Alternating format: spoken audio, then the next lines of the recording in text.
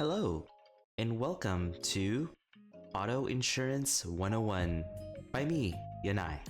If you guys don't know me, I am Yohanan Yannai, and I am your friendly local insurance agent Vtuber. And I am starting this first part of my series on Insurance 101 for Vtuber fans. I felt like since I have an experience in this industry, that I have the duty to teach my fellow Vtuber watcher enjoyers everything there needs to know about insurance so anyone viewing this video can make smart financial decisions when it comes to their coverages. So without further ado, let me begin. So before we get into auto insurance, I think it's a good idea for me to explain what insurance actually is to begin with. To put it simply, insurance is the means of protection from financial loss in which, in exchange for a fee, a party agrees to compensate another party in the event of a certain loss, damage, or injury. Now, I understand that that can be a little bit of a hefty, long kind of sentence there.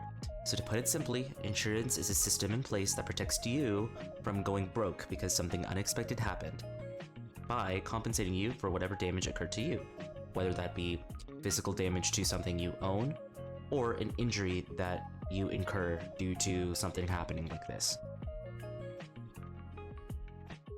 Also, I apologize if it doesn't look the most professional. I'm trying my best. This is my first video in the series. Hopefully things get better, but regardless, I hope you guys can take away an important lesson from what I'm sharing with you guys today. Now that we have the most basic idea of what insurance is out of the way, let's get into auto insurance in particular. So, auto insurance, also known as car or vehicle insurance, can be considered one of the most common types of insurance because, at least in the United States, it's one of the only kinds of insurance that you are required to have by law. So if you own a car in the United States, we're legally required to carry some kind of insurance on it. Most other kinds of insurance, even homeowners insurance, you aren't really required by law to have them, but that's not the case with car insurance. If you have a car, you have to have insurance. And if you don't have insurance on your car and you're caught, there's some pretty big consequences for that. And we can get that covered in another video, or even just a Q&A or something like that. But it's just important to know that if you ever think about getting a car, or if you own a car, I sure hope you have an insurance policy on it. But what is auto insurance? Well, auto insurance covers losses, aka damages, that can happen to vehicles, as in cars, trucks, motorcycles, trailers, etc. These damages are including, but not limited to, things like accidents, theft, vandalism, weather-related damages, and so on and so forth. The way your auto insurance works can change based off of where you're located, but the core tenets of them usually remain the same. So before we get into coverages, let me quickly explain to you guys what coverage actually means. So, in terms of insurance, coverage describes the type of benefits that your insurance policy gives you. Well, I had a little bit of a typo in here, but it lists the conditions and materials that the policy is designed to protect, financially, against a loss. So if something is covered, that means if something happens to it, your insurance company will pay to get it fixed or replaced. Point blank. Now, coverage is not just limited to items, but also exactly what can happen to them. So just because your car is covered, or just because you have a item that's covered, like your ring or your house, doesn't mean that anything that happens to it is going to be covered. It has to be a covered loss in order for the insurance company to pay for it. And what is defined as a covered loss is usually going to be defined in your policy. Almost all personal insurance policies, personal meaning not business, can be split into 4 categories: property, casualty, life, and health. And those are usually grouped together as property and casualty and life and health. Since we're talking about auto insurance today, these would fall under the property and casualty category. In the United States, there are 4 main types of coverages in auto policies: liability, comprehensive, collision, and medical. These are the 3 coverages that, if you don't remember anything, I hope you guys at least remember from this video. We have liability, collision, and comprehensive.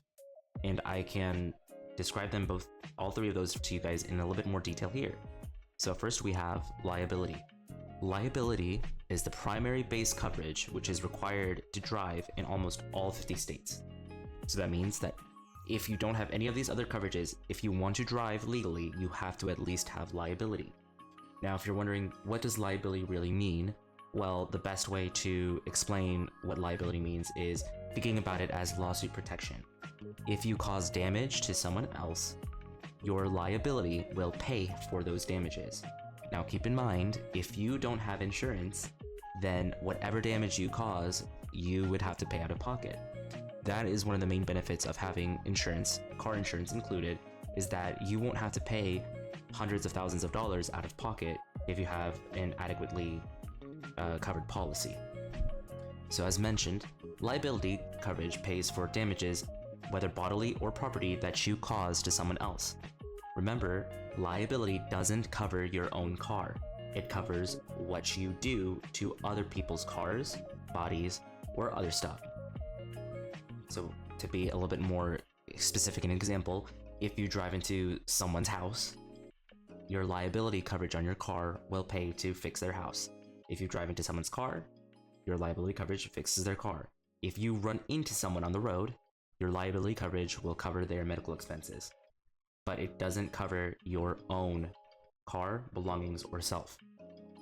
So if you have the very minimum coverage, liability coverage in your state, that means you have the lowest amount of coverage needed to drive, and it also means that it doesn't cover anything for your car. It only covers what your car would do to someone else. Next, we have collision. As the name suggests, collision covers your car in the case of an accident. And an accident can mean either a vehicular accident or vehicular collision, meaning that you hit another car or another car hits you, or if you hit an object, whether that means you run into a wall, a building, a tree, whatever. That's what collision covers. This is the coverage that kicks into place to fix your car if something like this happens to it. The coverage will pay for damages to your own car, whether or not you are at fault. And I'm going to get into that a little bit more a bit later, but I just want you to know that it doesn't matter if it's your fault or not your fault. If you file a claim on your policy using your collision coverage, it will pay for your car's damages. Then we have comprehensive. Comprehensive is another important coverage you need to know. Basically, like the name suggests, comprehensive covers almost anything else that can happen to your car while it's not being driven. Think about it like kind of parking coverage, things that can happen to your car while it's parked. Think about stuff like glass, theft, vandalism, weather-related damages, natural disasters, and also the only exception to it not to being covered for something while you're driving is if you hit an animal. So if you're driving down the road and you hit a deer, that is classified as a comprehensive loss, a comprehensive claim, not a collision claim. And I forgot to add a slide for one of these, but regarding claims and having your rates raised up, out of these three coverages, only collision will raise your rates. And it doesn't always raise your rates depending on how serious the claim is. But if you file hold on, I take that back. Liability and collision can raise your rates. Comprehensive will never raise your rates because comprehensive losses are never at fault. Only at fault losses will result in your rates possibly increasing. So only things that you do that's your fault can cause your rates to go up. If it's not your fault, your rates aren't going to go up, or at least they shouldn't. Now here I wanted to go into a little bit more detail on what liability insurance does for you, at least in regards to an auto insurance claim. So, if you get into an at-fault accident with another car or by hitting someone's property, meaning like you run into their house, you run over their fence, whatever, they have the right to file what's called a liability claim against your policy to be reimbursed for the damages that you caused. Liability are as measured by limits on your policy. Liability limits are split into two categories: bodily injury and property damage. So this means that if you have caused an injury to a person, there's a limit for that, and if you have caused damage to someone's belongings, including physical property like homes or their car, there's another limit for that. Each auto policy has liability coverage up to a certain limit, and these limits are categorized as bodily injury per person, bodily injury per accident, and property damage per accident. So the way you might see this being listed on the policy is, for example, 50, 150. That means $50,000 per person, $100,000 per accident, and $50,000 per accident. So let's say you get into a accident with someone else, you hit their car, and they get injured. Their medical expenses to treat their injury is $25,000, and you have a limit of $50,000 per person, then you're good. Your insurance company will pay for all their medical expenses. But let's say you get in a bigger accident and you hit 2 people, and each of those people, their injuries cost $30,000. If your limit is 50, 100, 50, then that means that your policy will only pay up to $50,000 per person. So in that case, it would still be covered, but let's say their injuries are each $80,000. So that means if you hit 2 people, or you cause an accident or a chain reaction accident involving 2 people, and each of their injuries that you caused cost $80,000, for example, your policy will only pay up to $50,000 each. And that means anything that's over that amount, you are going to be responsible for out of pocket. Now, let's say you get into an accident involving 4 people, for example. Let's say you get in a really bad accident and you hit 4 people, or you cause a chain reaction causing 4 cars to be damaged. And for each of them, each person gets injured, and each of them, their medical costs are $30,000, let's say. Okay? So 3 times 30, that's okay. Actually, let's say that it's $50,000 per person. Okay. So for the first person, you're fully covered. The second person, you're also fully covered. But per accident, your policy will only pay a maximum of $100,000 no matter how many people get hit. So that means that the third person's injuries are also going to be your responsibility to pay out of pocket. That's what that means. As for property damage, as that name suggests, it's kind of self-explanatory. That's how much money your insurance company is going to pay on your behalf for damages you cause to someone else's belongings. In auto insurance, usually that means their car.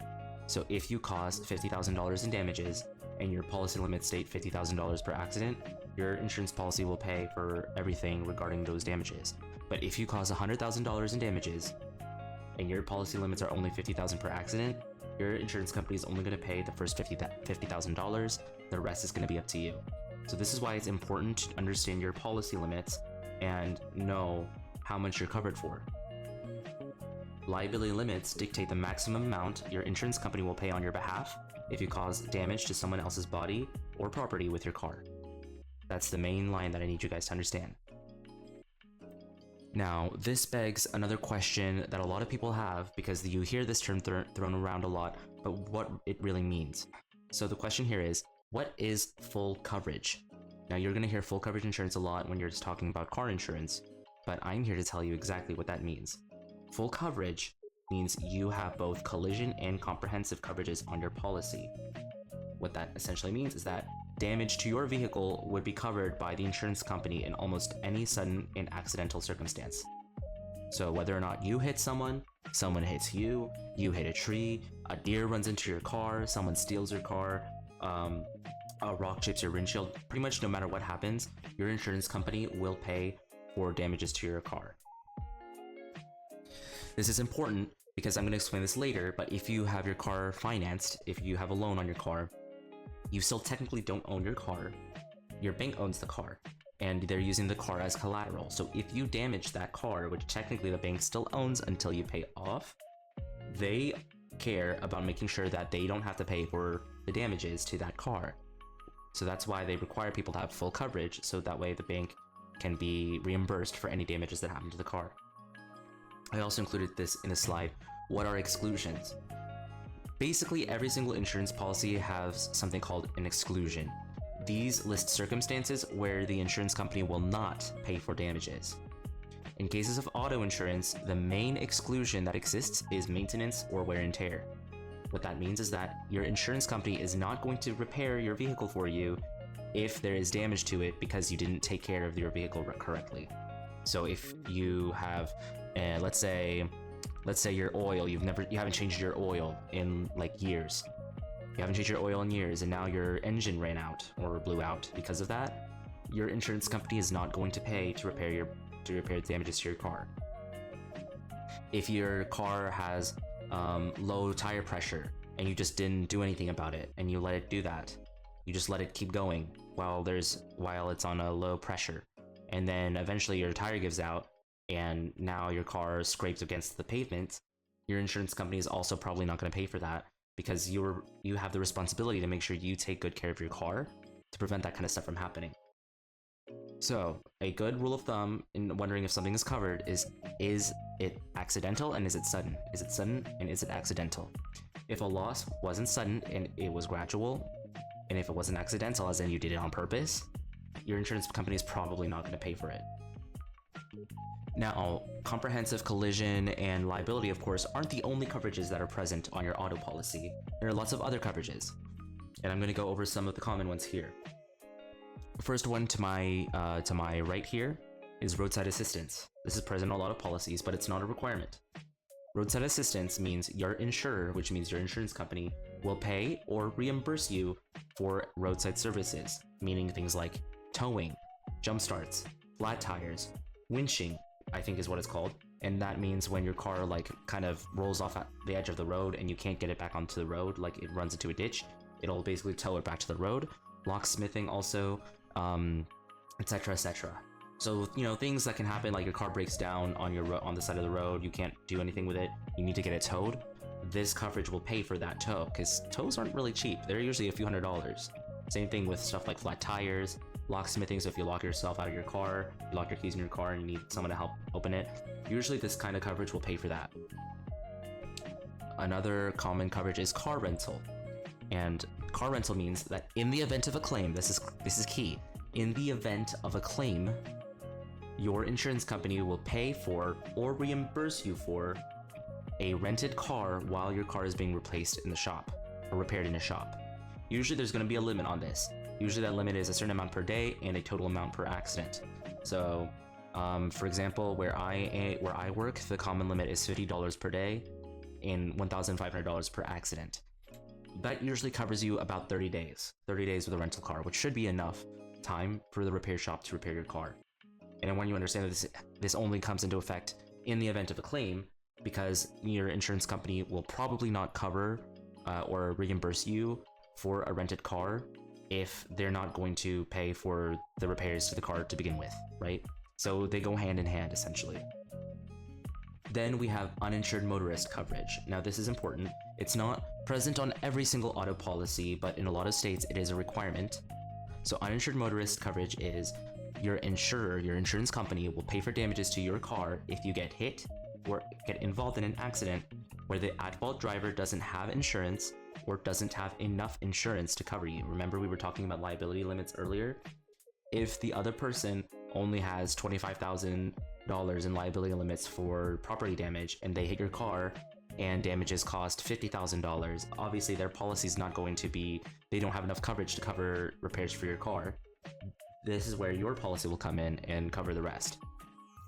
Usually the limits on uninsured motorist coverage are based off of your liability limits. So sometimes the same, but usually the same, but not all the time. So this is an important coverage to have, because unfortunately, although as I mentioned, you're supposed to have coverage when you drive a car, not everyone does. And what do you do when you get hit by a car which doesn't have insurance? You know, your car needs to be repaired because it wasn't your fault, but that person doesn't have the money to repair your car. This is what that coverage is for, and there's a reason why a lot of states require this to be on all policies. And then lastly, we have PIP coverage. PIP stands for Personal Injury Protection. Personal injury protection covers you or anyone in your car that gets injured in a car accident, regardless of fault. So if you hit someone or someone hits you, it doesn't matter. This coverage will pay immediately for your medical expenses. So let's say you're driving, someone hits you, someone T-bones you, and you get taken to the hospital. You file a PIP claim or a personal injury protection claim, so that way you don't have to pay for your medical expenses. And usually in a lot of states, you have to file a claim on your policy for this coverage regardless. And then eventually, if it's not your fault, the other person's insurance policy will pay you back. I'll explain that a little bit more later, but that's just how it works. Now, getting into some more pressing kind of things that people will most likely deal with. are deductibles. What is a deductible?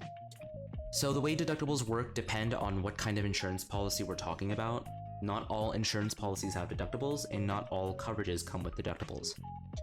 In terms of auto insurance policies, there are the two coverages that make up full coverage are the ones that usually have deductibles. That's collision coverage and comprehensive coverage. These are the coverages that deal with repairing your own car. So, in the case of an auto insurance claim, a deductible is the amount that you pay, usually directly to the car repair shop, either before or after repairs. Once that is paid, once you pay the deductible, your insurance company will cover the rest of the repairs. It doesn't matter how much. A lot of people are a little bit confused on, well, is there a specific limit that my insurance company will pay for repairs in my car? Well, the answer to that is it kind of depends. There isn't like a set limit. Usually usually what will happen during a claim is that you take your car to a car repair shop. The car repair shop will send an estimate for repairs to the insurance company, and then the insurance company will usually agree on those repairs, and then they'll pay for them. Obviously, if you have a small scratch on your car, and then the repair shop is like, oh, this is gonna cost $100,000 to repair, then the insurance company is gonna be like, are you sure about that? You sure about that, buddy? You sure about that, buddy? So, within reason, right? But for most cases, your insurance company will cover the full cost of repairs to your vehicle after you pay the deductible. Policyholders, that is you, the person who has the policy, gets to choose what deductible they want for their collision or comprehensive coverage. So that means that usually it's not set. You get to choose how much you pay in the event of a claim. Most states and insurance companies have a minimum deductible on collision. That means this is the minimum amount, the lowest amount you can have for your deductible. Most states and most banks also have a maximum deductible. So that means this is the maximum that they're allowing you to pay if you have a claim. So for example, in the state that I work at, the minimum deductible for collision, as in accidents, car accident coverage, is $250. So that means that if you get in primarily an at-fault accident, the lowest you can pay out of pocket is going to be $250. That's what I have on my auto insurance policy. But when it comes to comprehensive coverage, which is usually used more often than collision, a lot of states and companies have a $0 deductible. Meaning that, let's say you get a chip in your windshield or your windshield cracks or your car gets stolen, you have the option to have a $0 deductible, meaning you will not pay anything out of pocket to get your car fixed or replaced in those cases. I think that is an amazing thing to have, and that's why I feel confident in my personal insurance policy, because I know that if I park my car somewhere downtown and some crazy person breaks into it and steals my car, or just breaks into it and leaves it a mess, I'm not gonna have to pay anything out of pocket to have my car fixed or replaced. I really like that. So if you have that option, I 100% recommend taking it. If you file a claim on your own policy, as in you get in an accident and you file a claim using your own insurance, you're usually going to have to pay that deductible even if it's not your fault. And I'll get into that later. But the way to think about this is, if your insurance company is paying for you on your behalf, whether or not it's your fault or not, you're probably gonna have to pay a deductible, okay? And we'll get into that a little bit more later. And the later is now. Well, what if I'm not at fault for an accident? What should I do? Well, if you're not at fault for a car accident, it's generally recommended to file a claim against the at-fault party's policy. So, if I am driving and I hit you, it is recommended that you file a claim against my policy, so that way my liability insurance pays for damages to your car. One of the reasons that we recommend you do this is because that way the at-fault party pays for your repairs directly. You know, if it's not your fault, why should your insurance company pay to fix your car? Just think about it this way, your insurance pays money on your behalf, okay? So if you are not at fault, you shouldn't have to pay to get your car replaced or fixed. So you won't have to pay deductible if you file against the at-fault person's insurance. Also, if you file against the at-fault person's insurance, that claim is not going to go on your insurance record with your company. Now remember, I said if claim is not at fault, it's not going to raise your rates. That's true. However, if you have too many claims, whether or not they're at fault, that can affect your eligibility to continue insurance with said company. So that's why it's always a good idea, if you can, to file a claim against the other person's insurance, not using your own policy. As I mentioned, if you do end up filing a claim on your own policy, you will be required, most likely, to pay the deductible. If it is determined that you're not at fault, however, eventually your company is going to start a process called subrogation, and I have a note of that here. Subrogation is the process where an insurance company seeks reimbursement from the at-fault party for damages that they paid to you on your behalf. Once this process is completed, your insurance company is going to refund you your deductible. So if I hit your car and it's my fault, but you decide to file a claim using your own policy, your insurance company will pay for repairs on your company or on your car. Your insurance company will pay for repairs on your car, but you have to pay the deductible. Eventually, your insurance company is going to go after my insurance company and ask them to reimburse them for the damages they paid to your car. And once they receive that money, they're going to send you a refund for the deductible that you paid. Another common question that I get as an insurance agent is what goes into rates? Everyone watching, I want you to understand that at least in the United States, I can't say for other countries, but in the United States, there are a lot of factors that go into how your rate is calculated. And that's why your rate can be vastly different from your brother, from your parents, from your neighbors, from your dog. You know, you could be driving the exact same car as your best friend who lives in the same neighborhood as you, but they pay significantly lower, significantly higher than you, because there's lots of different factors that go into rates. A lot of people think that the only thing that really goes into how much their auto insurance costs is how many accidents that they're in. And yes, that plays a part, but that's by no means the only thing that people are rated on. So here are just 5 of some of the factors that goes into your car insurance rates. Number 1, as I just mentioned, loss history. The main thing that people think goes into auto insurance rates. Loss history is how many accidents or tickets you have had, in the most case, within the last 3 to 5 years. Some states may rate it for the past 5 years. In my state, it's for the past 3 years. So anything that could have happened more than 3 years ago, in my state at least, you're not going to be rated on for your insurance. It doesn't matter. So as long as you don't have any accidents or tickets in the last 3 years, you're not going to be rated based off of said accidents or tickets. And keep in mind, this includes at-fault accidents.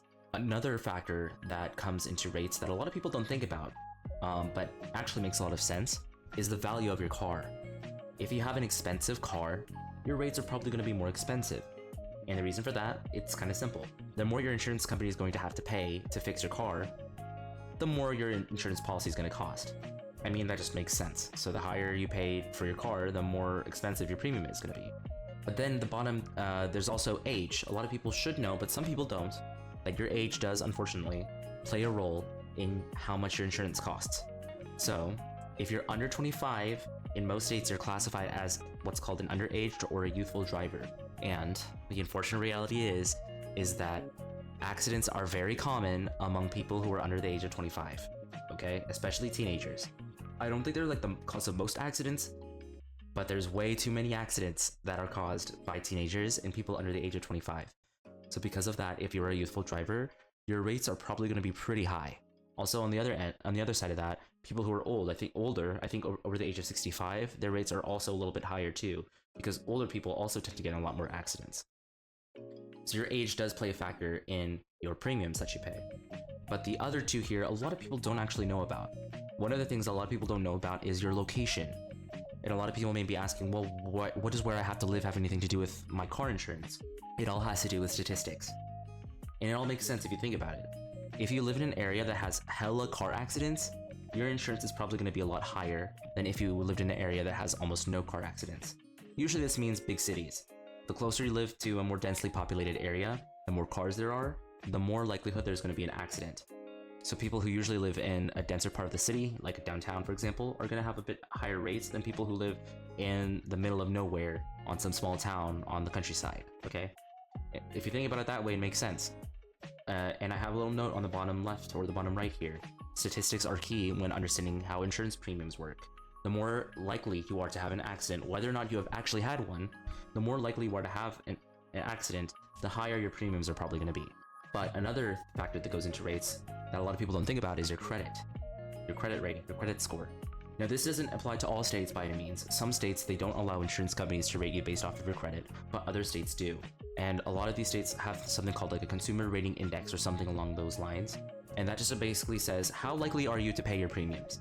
Because if you have a pretty bad credit score, it means you're not really good at paying your bills on time for the most part, and it means that you're probably not going to do a good job at paying your bills, including your insurance. And if an insurance company sees that, they're going to be like, this person's going to be a bit of a liability. They're probably not going to pay on time, or they're just going to be very bad at paying, so their rates are going to have to be a little bit higher. Unfortunately, that's how it is. But like I said, it doesn't happen in every state, but in the states that do, that is the case. Now, if you start your insurance policy while you have complete crap credit, but then maybe a year later you lock in and you have good credit now, you should have the right to ask the company to re-rate you based off of your new credit. That's one thing a lot of people don't know about. Now, here are some common questions I get asked almost every day as an insurance agent. So I felt like, well, maybe I should put these into videos so that way people would know, pretty much. So the first question is, rented cars. Does my policy cover me if I rent a car? The answer to that question is probably. It depends on the state and it depends on the company, sure. But for the most part, your policy's liability, comprehensive, and collision coverage will extend to a car that you rent if it's for personal use. So if you're going on a vacation somewhere in Florida, for example, and you want to rent a car from Hertz, you don't have to buy the insurance that they are offering you. You should be able to use your own insurance. Of course, ask your agent to be sure. But as a general rule of thumb, yes, your insurance policy will cover you if you rent a car. Speaking of rented cars, non-owned cars. Can I drive or borrow my friend's car? Again, this depends on your state and what company you have, but in most cases, yes, you can drive your friend's car or your neighbor's car or whatever's car for one time if needed, and if they allow you to. This is because insurance follows the vehicle, not the driver, in most states. So as long as your friend has insurance on their car, you can drive it, usually if it's just a one-time thing. Now, if you're going to be driving it every other weekend or every weekend or pretty frequently, I would recommend having them talk to their insurance agent to inquire about their specific company's policies on that, because some companies have been cracking down on what's called undisclosed drivers. That means people who have been actually driving the car a lot, but they don't tell the insurance company. So a lot of people have been kind of taking advantage of that, and a lot of companies have started cracking down on that. So if you're planning on using your friend's car more than once a month, I would recommend talking to them about it and ask them to talk to their insurance company about what is allowed in their case. Another coverage that we touched on a little bit earlier is full coverage. Do I have to have full coverage? The answer is not necessarily, but it depends.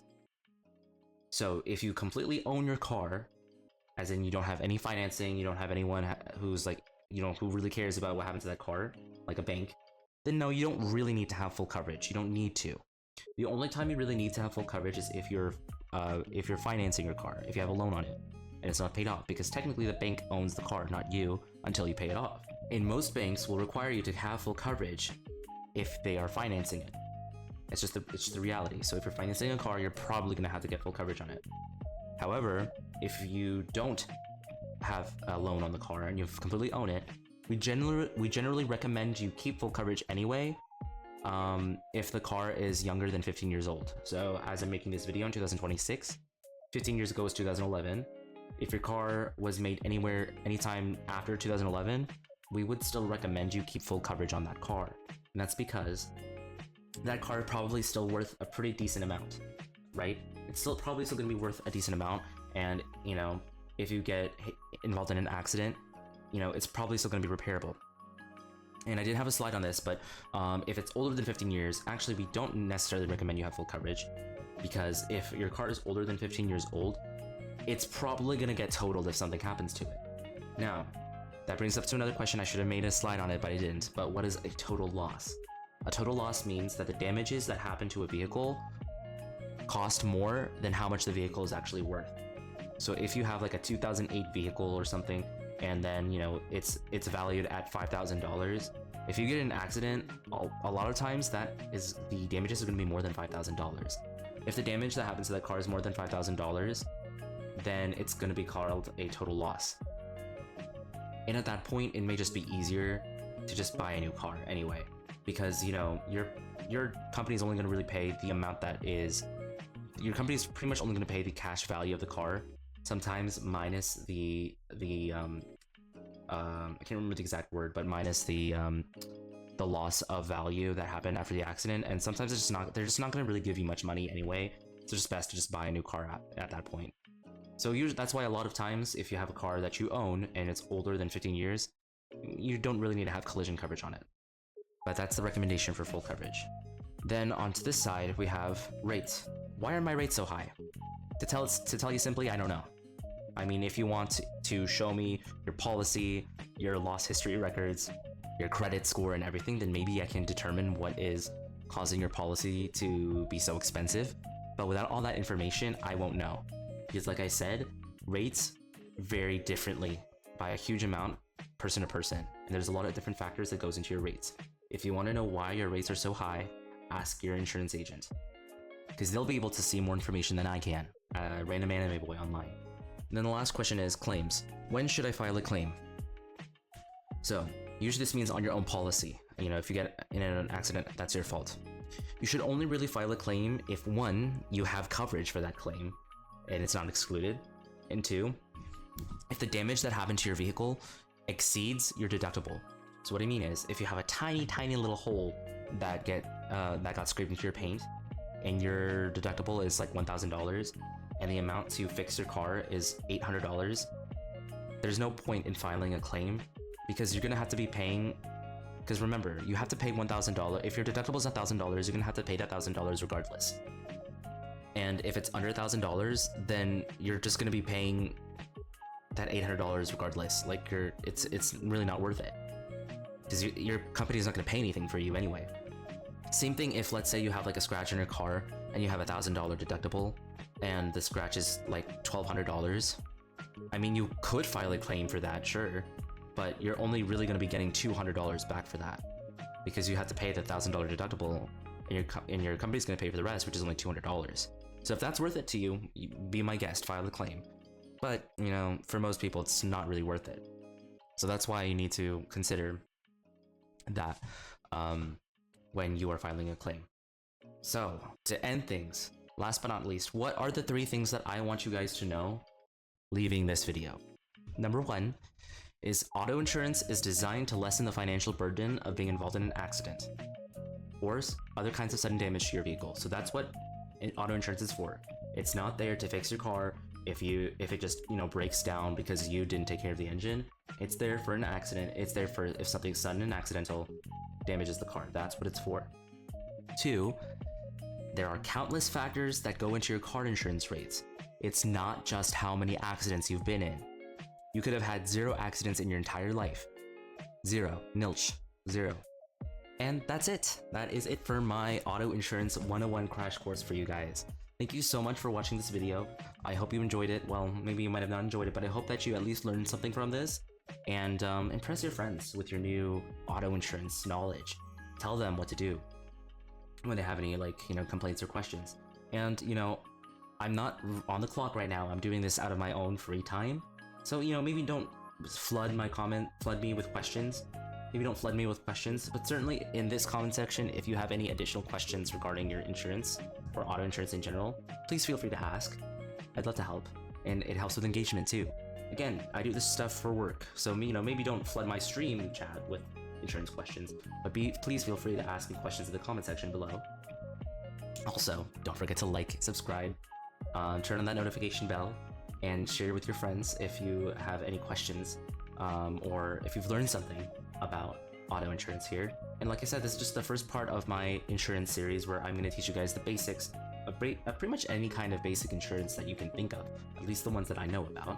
And I hope to see you guys in the next video and in my streams. I stream not every day, but usually every other day or every other 2 days at around 12 p.m. PST. I'd love to see you guys there.